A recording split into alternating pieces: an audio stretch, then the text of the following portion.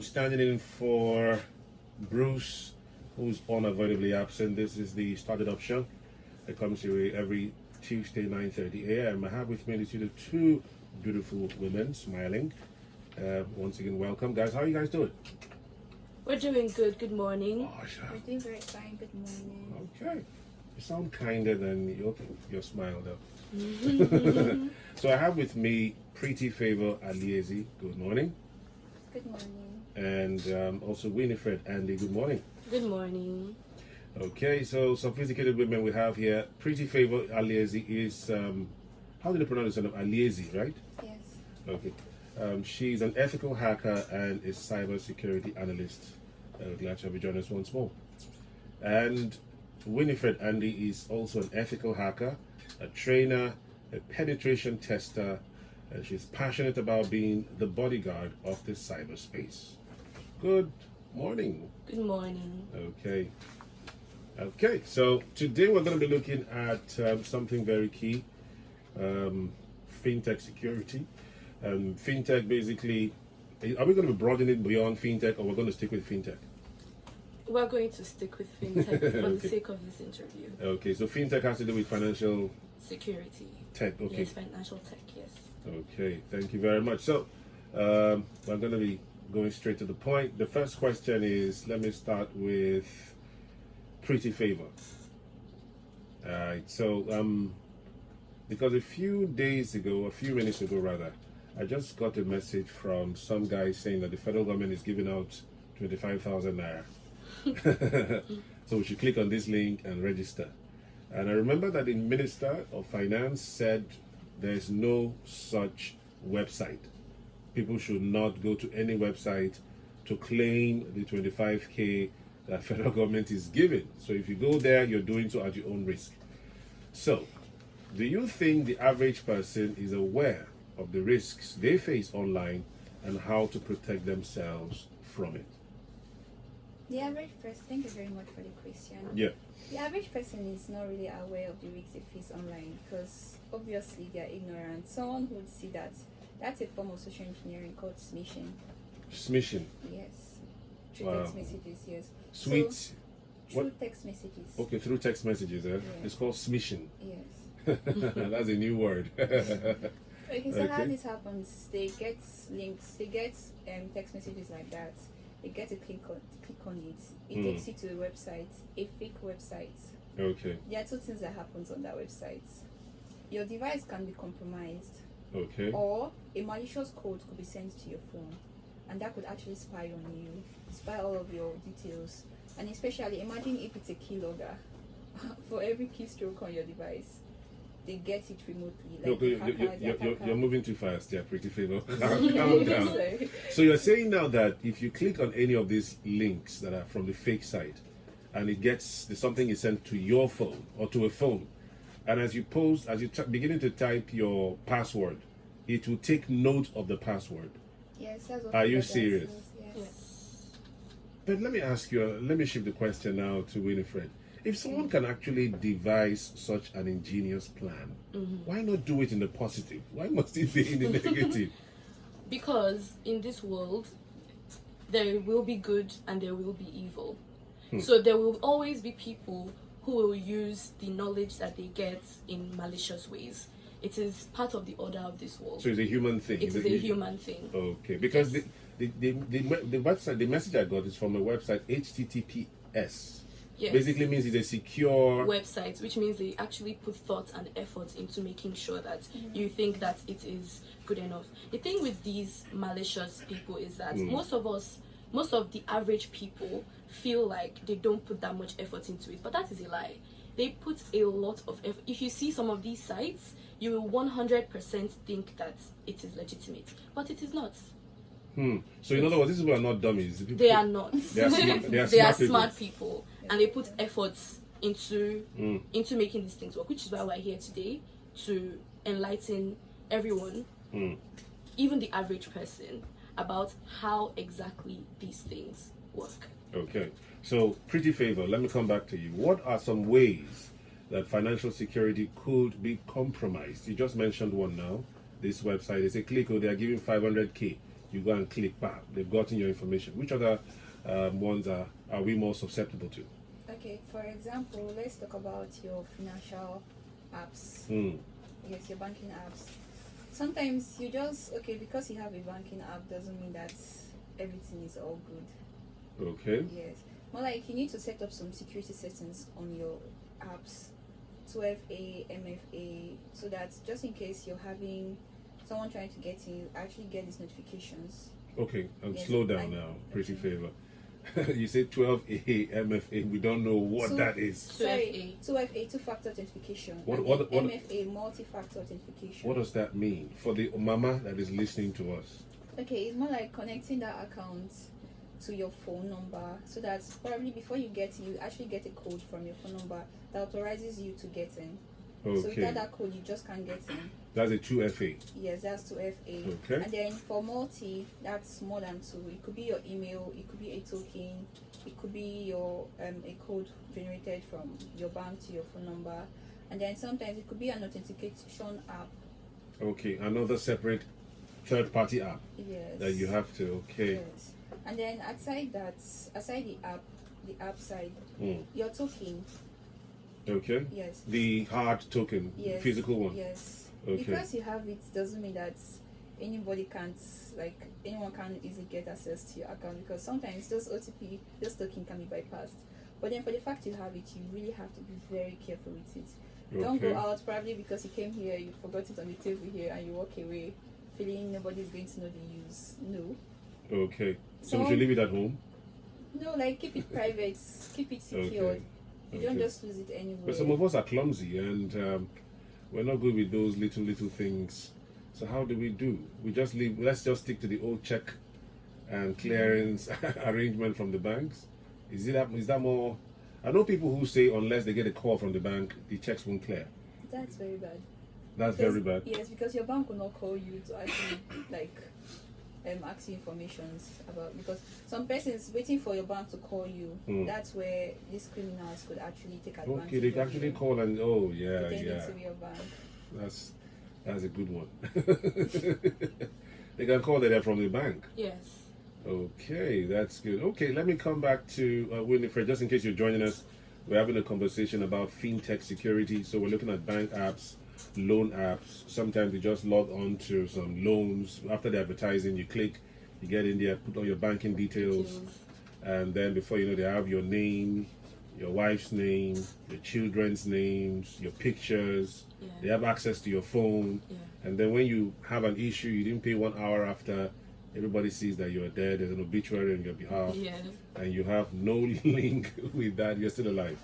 Okay, so let me ask Winifred now. Yes. Now, they are, we looked at this, many of these apps request for OTP codes before you can access them. Is this a vulnerability? She had mentioned something like that.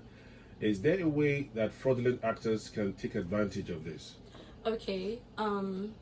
Is this a vulnerability? It is a security measure that these applications have put in place to prevent, so fraudulent actors take advantage of that security measure. I believe almost everybody listening to this show now has gotten this call at one point or the other in their career, in their lives rather, where someone is like, oh, hello, I'm calling from GT Bank.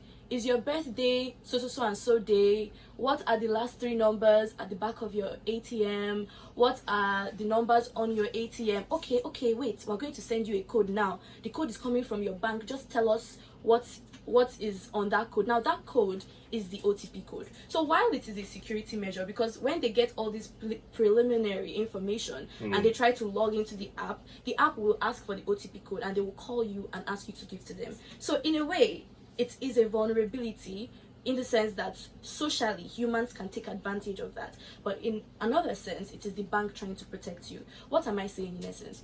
Do not for any reason whatsoever give your OTP to anybody. Let's take this out of the bank apps, even your normal apps, even your any app at all. Let's just make this a lifestyle. Someone calls you and asks you for your OTP for any reason whatsoever, you do not give to them. You have to protect your own security. Your security is your own business. The banks can only do so much.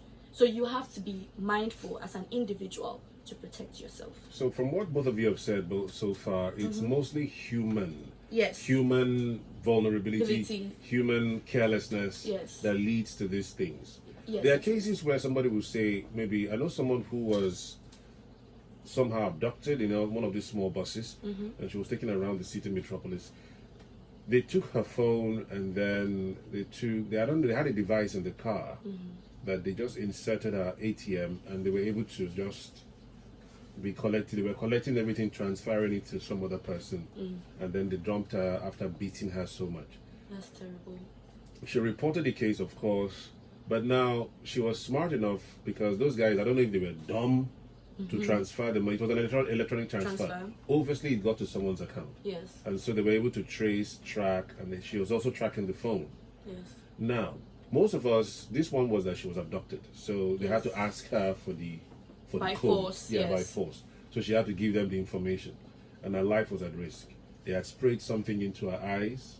It was just a blatant attack. They sprayed something in her face, and then while she was grappling with her, somebody was stabbing her. This one is punching her. Oh my days. It was just terrible. That is brutal. So, most of us carry out our banking activities on our phones. Yes. Is there a way we can make sure that these transactions are more secure? And another question again on the flip side is, our lives obviously trump this money. Yes. So when it comes to you choosing your life or the money, we say, take all the money. Of course. Just let me go. Yes. But nevertheless, how can we better protect our transactions on our phones? Okay. Yeah, so you About favor. mobile. Yeah, Okay, mobile so phone. Sometimes I think you guys maybe you've noticed sometimes you download some apps on your phone and then it gives you this list of permissions whereby you tick you Yeah. allow almost everything, your location, your access to media, access to text messages, Yeah. access to contacts. That is very wrong. Like you don't give a lot of permissions to most of these applications. And then on your phone too, How can we differentiate that? Because everything we tell you, do you agree? not everything you agree to. There's only one agree, and then we are in. Are they multiple of? That is, can I speak? Yeah. That is not the case all the time. Ah. Especially. So we're not just observant. We just. Yes, exactly. I feel like we are lazy. We are lazy, and True. and truly these apps, they want all those information, so they just put it inside and just send it in a long page, knowing that you're not going to read it and you're just going to accept We everything. never read it. That's true. Especially with these loan apps. Do you know that it is possible to not grant the loan apps permission to access your media, your pictures, your contacts? It is possible. But most people just don't read it. They just want to get the money. And another thing that, places people at a vulnerability when it comes to financial scams is desperation. You are desperate. Your children are hungry. You want to borrow money. They now say you should come and be reading the fine lines. Most Small people print, would yeah. not.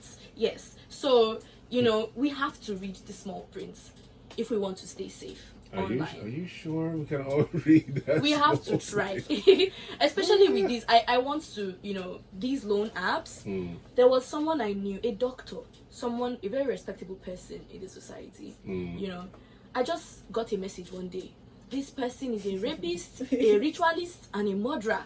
With a picture of him, his date of birth, his BVN number, his place of work, even information that I know that probably he could have had the choice not to give them if he had read the fine print. So we all have to be more intentional and careful as we carry out our financial businesses. Okay, so apart from phones, what about ATMs and even your card?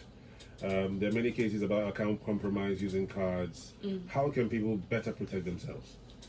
If it's not absolutely necessary, pay on delivery. Pay with cash.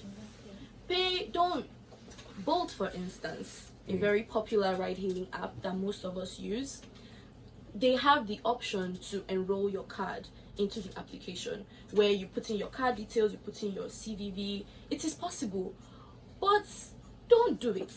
Yeah. Don't do it, because last year at some point the Bolt app was hacked and a lot of people had money swiped off their accounts because their cards were enrolled. So some of us, just for the ease of it, Jumia, you put your card details, Bolt, you put your card details, Uber, you put your card details. We have to be more careful. Okay, but we find out that as a nation, we're even pushing for more integration or have better, deeper integration of Yes. us using cards and Yes. not cash. You know, And you are saying that we should be careful. mindful. Mindful. So what should we do? Because they're looking for ways to reduce us using cash without calling names of companies or brands. Oh yes, apologies for that. Yeah. So how can we better get on do this online payment without us? The federal government wants us to do that. So how do we stand in the middle, neutral, so to speak? Okay, the best thing there is actually, even if you're to use your card for online transactions, you don't save it there. Are you serious? Yes, you don't save your card details there. Like immediately you're done doing any transaction, Delete it. delete it. Because yes, there are times where these applications could actually get hacked, and then your details are already saved there. It's an easy access. You're just giving a criminal access. Yes, easy way to like. I'll go and delete all the ones I am doing now. I have to go and delete all of them. I would like to add. Rocket chipping. I would like to add that all apps and websites are required to have an option for you to delete your accounts, for you to delete your details. It is inside the EU GDPR law and the Nigerian NDPR law. So any app or any website that does not have those provisions is wrong, is doing the wrong thing, and you can actually report that. Okay, what about if, for example, it is something you use every other month, like your cable subscription, without calling any names, or your internet subscription, and you just want it there, and then you've told them, I like my streaming service set up. Once it is 28, take your money. I don't want to be disturbed about loading it again. And so you just let it be. So you're saying that once I'm done this month, I delete, and when I want to do it next month, I go again and do, and then I delete. Isn't that a bit too cumbersome? No, it's not, because I still remember She said it's not. No, it's not concerning you, because I still remember one time on Apple Music, my card was actually registered there, saved there on my app. Okay, there was this particular month whereby I got debited twice. 3 times. Yes. Okay. So in other words, you're saying no. Okay, I get it. Well, no, it's not a hard rule. It is a suggestion. It's your best form of advice, so to speak. Yes, it is. To avoid stories that touch. Exactly. Exactly. And now that Christmas is nearby. Oh, the scams are unhinged this period. Okay. The scams are I really would do that. I will remove my goods from this online. But what some people do is that they have this separate account. Yes, I was about to say. They have a separate account where sometimes there's no money inside. And whenever they want to renew, they just transfer money there, and then also take it. Yes. Is that a good option? Yes, it is. Because then if you're compromised, then there's nothing to actually take. And then you have, control over how much goes in there. So for instance, her Apple Music subscription, it would not have happened if she only had the 3,500 for the Apple Music inside of there. So yes, I feel like that is a good way to mitigate it. Sorry, Okay, but aside that, actually, even your card being there without any funds in that account, for the fact that the app actually gets compromised, your card details are there, they could actually get your 12 digits, your front number, your CVV, your PIN is not even very important. Yeah, truly, it's not. Yes, it's not, yes. Just your CVV and at least the 4 beginning and the 4 last. Are you serious? Exactly. And you guys are ethical hackers. That means you're the good guys. Yes. See, so they're your opposites somewhere who are thinking of this other thing. Let's talk about POS now. Okay. What is the issue? Is there any security risk with POS? The security risks are abundant. The security If risks. I go now for them to give me cash, I'm at risk. Abundantly, yes. How? Without calling anyone's name, without mentioning the brands, how are we at risk? I mean, I'm speaking to the general public, so there will be people who have experienced this. You go to a fuel station, you go to withdraw money. I went this morning. You give them your card. Yeah. You give them your card, you withdraw. Later on, you realize that you're with your card is in your hand, but money is leaving your account. Money is leaving your account. This is the key login she mentioned earlier. So as you put your card into that machine, the machine gets some of your information. Okay. Now, some bad actors will get the information and they will take a picture of the front and back of your ATM card. Within the POS Yeah, within machine. the POS machine. The POS machine can get the details of your ATM card, and home free. They can just be collecting your money until you notice. So what's Other ways? Okay, Can I speak? go ahead. Also, you can just be walking on the road and you just see one guy just standing alone, only him on the road with his POS machine. You now go and meet that one single guy that if you know that if you come back tomorrow, that guy may not be standing there again. Oh. You probably will not see that guy again. You know, so this is why it's best to use POS machines in places like, you know, places where there's a shop. This is a POS shop. You come tomorrow, this POS shop is still here. So you know who to go and point fingers at and say, you're the one that did this to me. Because, you know, we just have to be careful, honestly. Another way that using a POS can make you vulnerable to risk is that slip that the POS prints out. That receipt, it contains a lot of information. Most of us, we don't use receipts for anything. We just crumple it and throw it right there in front of them. Some of us, we even give it to them and be like, I don't even need it. You can have it.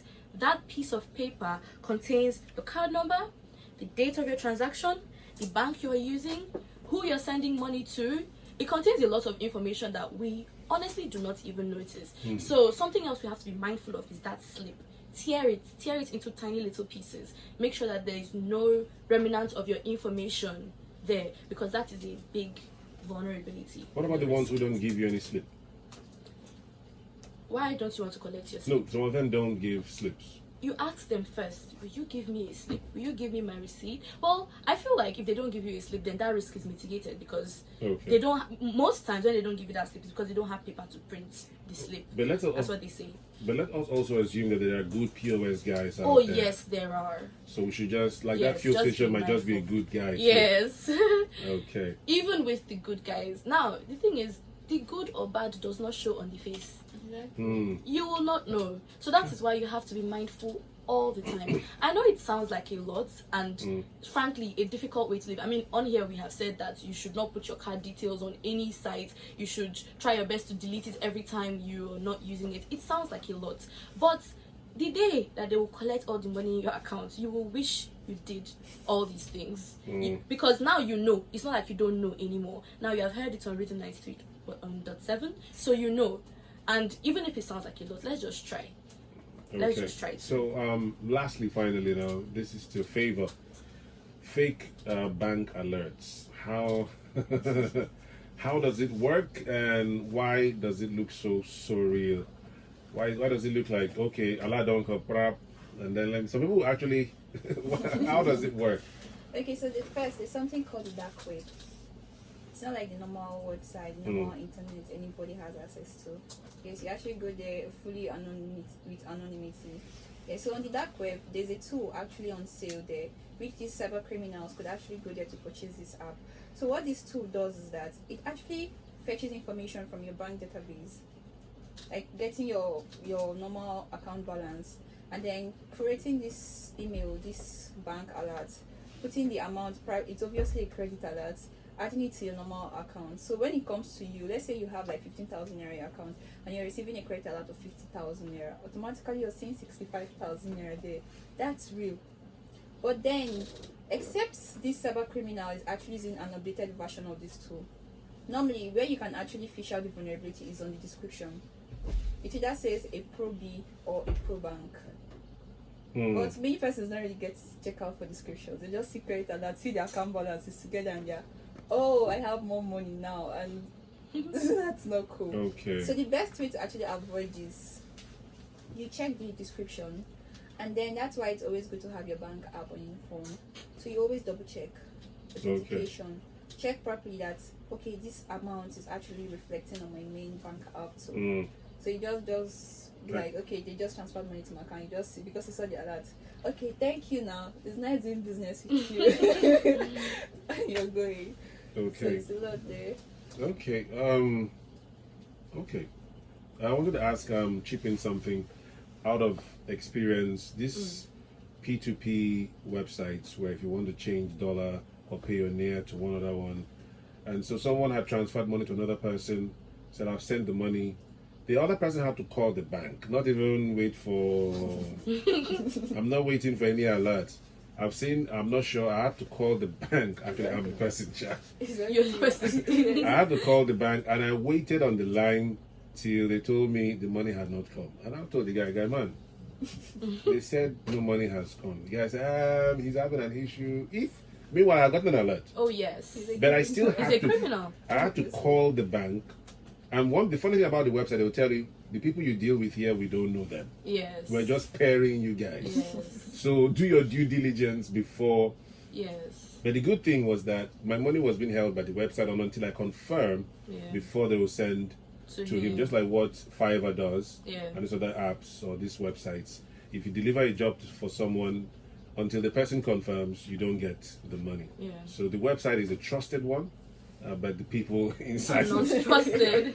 are the ones you don't trust. Thank you very much, ladies, for coming through. Thank you. And for sharing with us your advice on how to be safer with our fintechs. Thank you very much. It's been a pleasure. It has been. Thank you very much. Thank you very much, Pretty Favor, Aliezi, and Winifred Andy for being awesome this morning. Thank you.